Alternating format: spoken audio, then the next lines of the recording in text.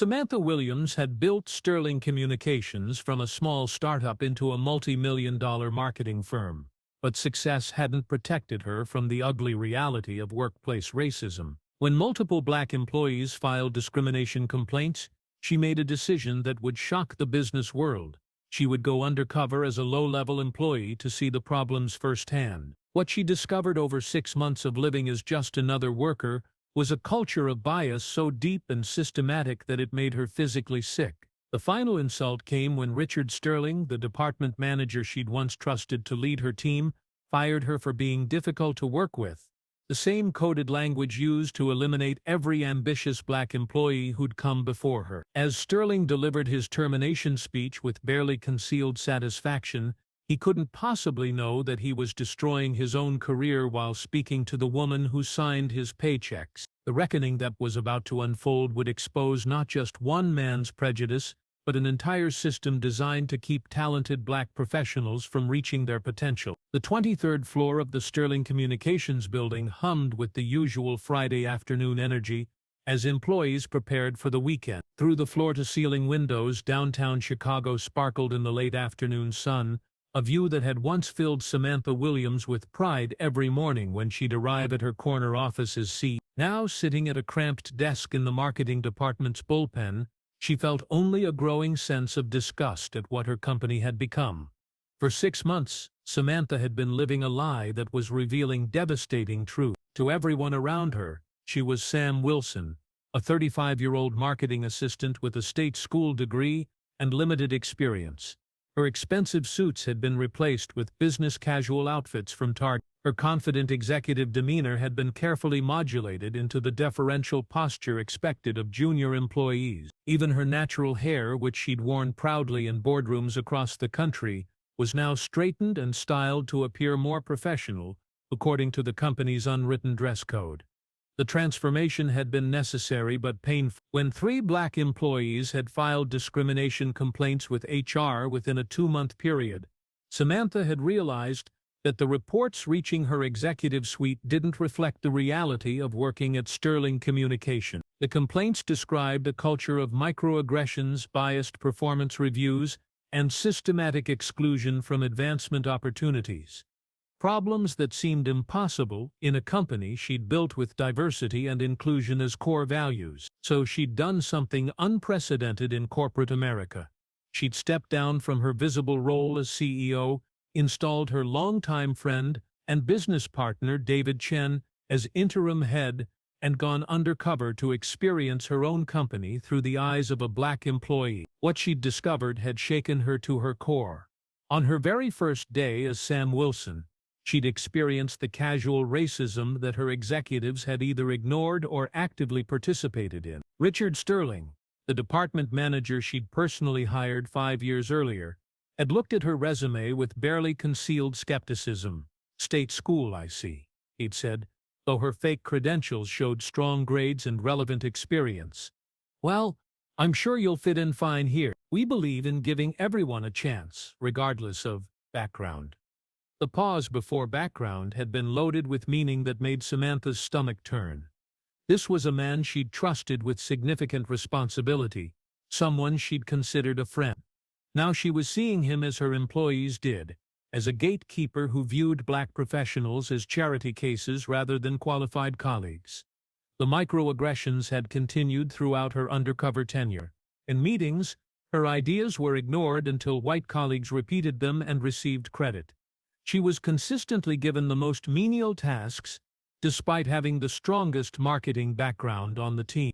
When she suggested innovative campaign strategies that drew from her years of executive experience, Sterling would dismiss them as interesting but not quite what we're looking for. Most painful of all was watching less qualified white employees receive the promotions and recognition that should have been based on merit. Jessica Martinez, a recent college graduate with no professional experience, had been fast-tracked to a senior position that Sam Wilson was told she wasn't ready for. Michael Patterson, whose campaign ideas had consistently failed to meet targets, was being groomed for management while Samantha was relegated to administrative tasks.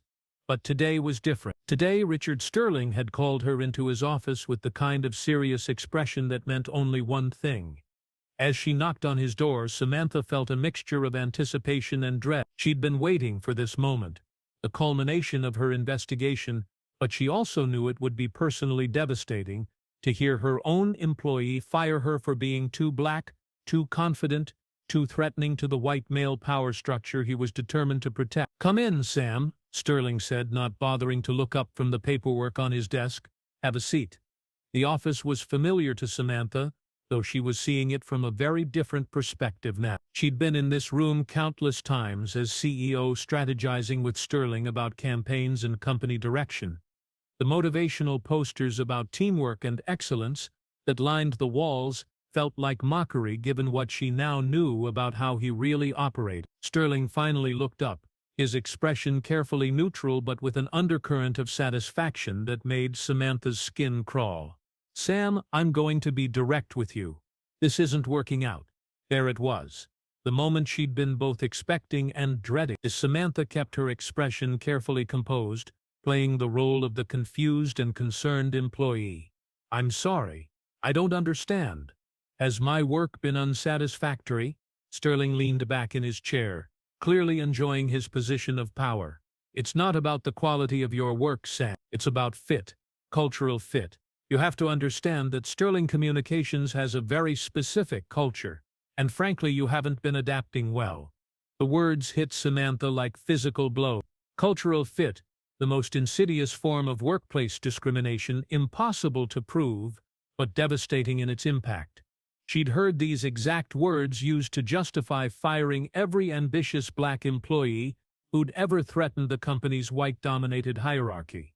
"Can you be more specific?" Samantha asked, her voice steady despite the rage building inside her. "I believe my performance metrics have been strong, and I've received positive feedback from clients." Sterling waved his hand dismissively. "Numbers aren't everything, Sam. It's about how you interact with the team, how you present yourself, your attitude. Several colleagues have mentioned that you can be difficult to work with." Difficult. Another code word that Samantha had heard used to describe every competent black woman who'd ever had the audacity to speak up in meetings or suggest improvements to existing processes. She thought of all the times white male colleagues had been praised for the exact same assertiveness that was being labeled as problematic when it came from her. "Which colleagues?" she asked. "I'd like to address any concerns direct." "That's exactly what I'm talking about," Sterling said, his satisfaction becoming more apparent. This defensive attitude, this inability to accept feedback gracefully. It's created an uncomfortable dynamic in the department.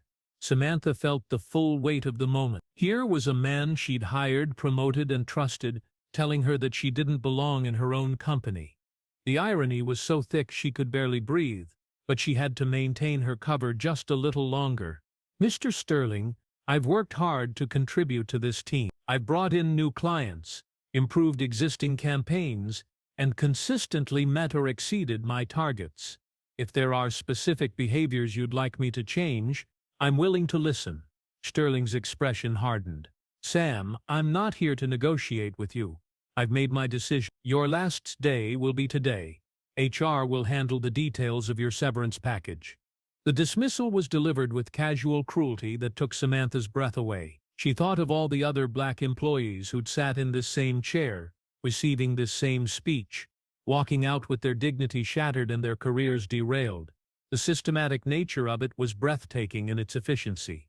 "Is there nothing I can do to change your mind?" Samantha asked, giving Sterling one last chance to show even a shred of fairness or self-reflection. Sterling stood up, clearly considering the conversation over. "My mind is made up, Sam. Security will escort you out. Please don't make this more difficult than it needs to be." As Samantha rose from her chair, she felt the full impact of what she'd just experienced. This wasn't just about one racist manager. It was about a system that had been operating in her own company, destroying talented people, while she'd been insulated in her executive suite. The knowledge was devastating, but it was also empowering, because now she had all the evidence she needed to burn the whole system down. "Mr. Sterling," Samantha said, her voice taking on a different quality that made him look up sharply. "Before I go, I need to ask you something. Do you know who owns this company?" Sterling blinked, clearly confused by the question. Of course I do. Samantha Williams is the CEO and founder. What does that have to do with anything? Samantha reached into her purse and pulled out her real identification, CEO badge, corporate credit cards, and the business cards that identified her as the owner of Sterling Communication. She placed them carefully on Sterling's desk, watching as his expression changed from confusion to recognition to absolute terror. "Mr. Sterling," she said, her voice now carrying the authority she'd been forced to hide for 6 months. "I am Samantha Williams, and you just fired me from my own company." The color drained from Sterling's face as the full implications of what had just happened crashed down on him. He stared at the identification documents as if they might disappear, his mouth opening and closing without producing any sound. "That's impossible," he finally managed to whisper. "You're Sam Wilson. You're a marketing assistant. You have a degree from Harvard Business School," Samantha interrupted, "which you would have known if you'd bothered to look beyond your prejudices. Everything on that resume was fabricated. Richard, I've been undercover in my own company for 6 months, documenting exactly the kind of behavior you just demonstrated." Sterling's legs gave out, and he collapsed back into his chair. "Samantha, you have to understand. You didn't know that the black woman you just fired for cultural fit issues was your boss," Samantha said, her voice ice cold. "But you did know that you were firing a qualified employee because she threatened your sense of white male superiority. You did know that you were using coded language to justify discrimination. You did know that you were perpetuating a system designed to keep talented black professionals from advancing in their careers." Sterling's hands were shaking as he tried to process what was happening. "Samantha, please, you have to believe me. I never intended, if I had known who you were. If you had known who I was, you would have treated me differently," Samantha finished. "Which proves my point perfectly. You believe that respect and fair treatment should be based on position and power, not on basic human dignity. You believe that a black woman deserves consideration only if she happens to be your boss." The security cameras that had been recording the conversation would later show Sterling's complete breakdown as he realized the magnitude of his mistake. But for Samantha, this moment wasn't about revenge. It was about justice for every employee who'd been subjected to the same treatment without having the power to fight back.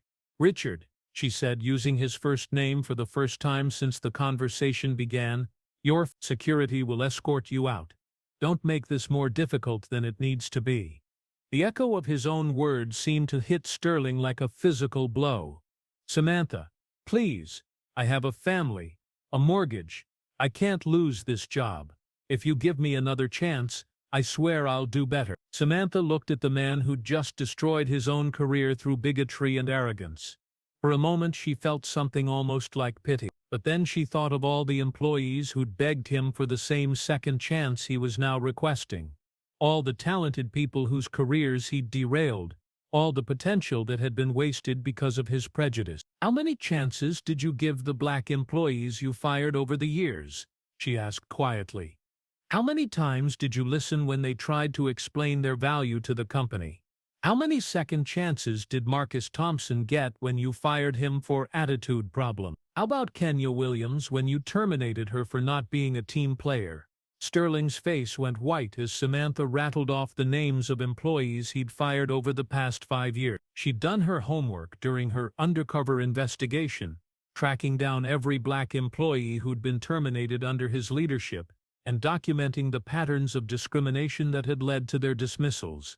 "I have their stories, Richard," Samantha continued. "I have the documentation of their excellent performance reviews right up until they started speaking up about unfair treatment. I have records of the complaints they filed that were ignored. I have evidence of less qualified white employees being promoted over them. And now I have 6 months of first-hand experience of exactly how you treat black employees when you think no one important is watching." Sterling tried one more desperate appeal. "Samantha, I understand you're angry, but destroying my career won't solve anything. I can change. I can do better." Samantha stood up, her presence now commanding the room in a way that had been impossible when she was playing the role of Sam Wilson. "You're right that destroying your career won't solve everything, but it will send a message to every other manager in this company that discrimination has consequences. It will show every Black employee that their experiences matter and their complaints will be taken seriously. And it will demonstrate that in my company, character matters more than color. She pressed the intercom button on Sterling's desk. Security to Mr. Sterling's office, please. As they waited for security to arrive, Samantha looked around the office one more time. Richard, I want you to understand something. This isn't just about you. This is about a system that has been destroying talented people while I was too insulated to see it. You're not the disease. You're just a symptom. But treating symptoms is how you start to cure the disease. 2 security guards appeared at the door and Samantha nodded to them. Please escort Mr. Sterling out of the building. He's been terminated for cause and is not to return to company property. As Sterling was led away, his face pale and his hands trembling, Samantha felt a mixture of satisfaction and sadness. Satisfaction because justice was finally being served, but sadness because of how many talented people had been hurt before this moment arrived. But her work was just beginning. The evidence she'd gathered during her 6 months undercover would fuel the most comprehensive workplace reform initiative in corporate history. Every manager would be retrained.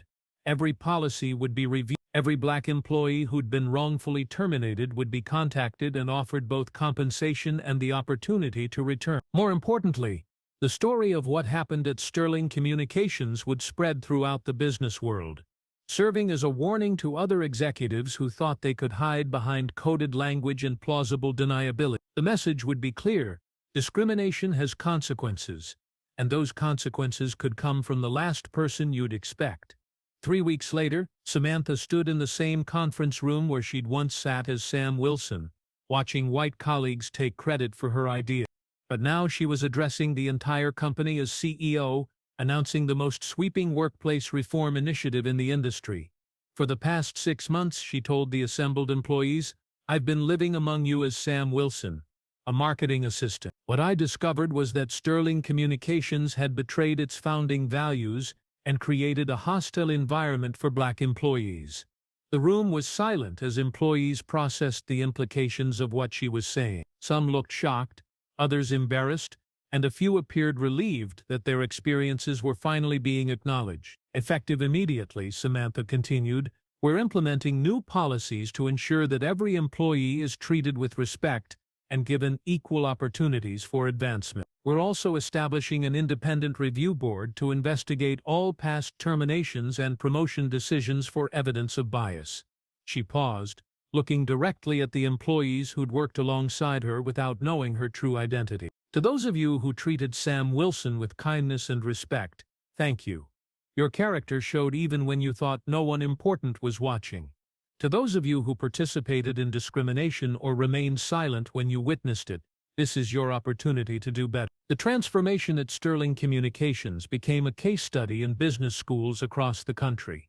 The company's stock price initially dropped when news of the undercover investigation broke, but it rebounded strongly as investors recognized the value of authentic workplace diversity. Client retention improved as companies sought to partner with organizations that reflected their own values.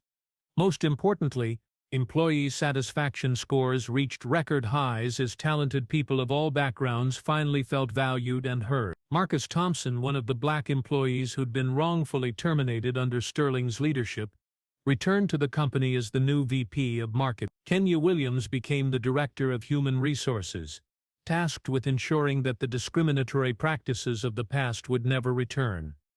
Ms. Williams saved my career, Marcus said during a company-wide meeting, not just by bringing me back, but by proving that our experiences mattered, that the discrimination we faced was real, and that change was possible. For Samantha, the victory was bittersweet. She'd exposed the rot in her own company and begun the process of healing.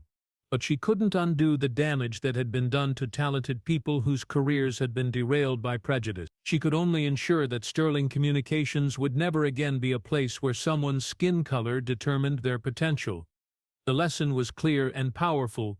Respect shouldn't depend on position or power. The janitor, the assistant, the entry-level employee, they all deserve to be treated with dignity, not because of what they might turn out to be, but because of who they are as human beings. Richard Sterling never found another position in marketing. Word of his firing and the reasons behind it spread quickly through professional networks, making him essentially unemployable in his field. He eventually moved to another state and took a job in retail, where his lack of authority over others limited his ability to harm careers through discrimination. But for every Richard Sterling who faced consequences, there were dozens of other managers who learned from his example and chose to examine their own biases before they destroyed their careers. The ripple effects of Samantha's investigation extended far beyond Sterling Communications, as other companies began implementing their own measures to detect and eliminate workplace discrimination. The story became a reminder that in an interconnected world, discrimination is not just morally wrong, it's strategically stupid. The person you underestimate today might be the person evaluating your performance tomorrow. The employee you dismiss because of their race might be the boss you never knew you had. Samantha Williams had built her company on the principle that talent comes in all colors, and that principle had made her wealthy and successful. But it wasn't until she experienced discrimination firsthand that she truly understood the daily indignities that her black employees faced. Her undercover investigation had been devastating to experience, but essential for creating real change. Years later, Sterling Communications was recognized as one of the most diverse and inclusive companies in America. The transformation hadn't happened overnight, and it hadn't been easy, but it had been necessary. And it had all started with one woman's decision to see her own company through the eyes of those who were most vulnerable to discrimination. The lesson for other leaders was clear. If you want to know how your organization really treats people, don't ask the executives, ask the employees. Better yet, become one of them, and see for yourself what dignity feels like when it's conditional, what respect looks like when it's rationed, and what justice means when it's finally served. If this story moved you, remember that change starts with courage, the courage to see uncomfortable truths, to challenge unfair systems, and to use whatever power you have to make things better for those who come after you. Sometimes the most important investigations aren't conducted by outside auditors or government agencies, but by leaders brave enough to examine their own organizations with honest eyes. And remember that every interaction matters. The way you treat the assistant, the intern, the new hire, it says everything about your character and nothing about theirs, because you never know who might be watching, who might be listening, and who might have the power to hold you accountable for the choices you make when you think no one important is looking.